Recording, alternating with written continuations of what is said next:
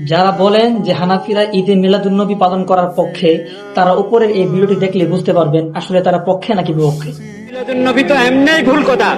ঈদ হলো ঈদুল ফিতর আর ঈদুল আযহা। ঈদে মিলাদুন নবী নামে কোনো ঈদ নাই। অনেকে অসন্তুষ্ট হবে আমার এই কথায়। এখান থেকে বের হয়ে যান, তো দেখবেন যে সোশ্যাল মিডিয়ায় কত কথা যে আসবে আমার বিরুদ্ধে। কিন্তু ওটা তো আমার চিন্তা করতে হবে না। ওটা তো স্পষ্ট একটা ইতিহাস।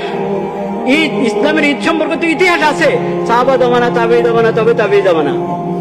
নবী করিম সাল্লাল্লাহু আলাইহি ওয়াসাল্লামের সিরতের আলোচনা হবে, তার জন্ম বৃত্তান্ত আলোচনা হবে। সেই আলোচনার জন্য ঈদে মিলাদুন নবীর নাম দেওয়া, তার জন্মদিনকে ঈদ বানানো, এটা তোমার ইচ্ছা, তুমি নিজের ইচ্ছা মতো বানাবে ঈদ। এটা তো শরীয়ত দিবে। নবীজির আদর্শ, নবীজির নিয়ে আলোচনা করছো, তো নবীজির আদর্শ কি সেটা দেখবে না? আল্লাহ তাআলা আমাদেরকে সহিহ হিদায়াত দান করেন। নবী সাল্লাল্লাহু আলাইহি ওয়াসাল্লামের আদর্শ গ্রহণ করার তৌফিক নসিব করেন।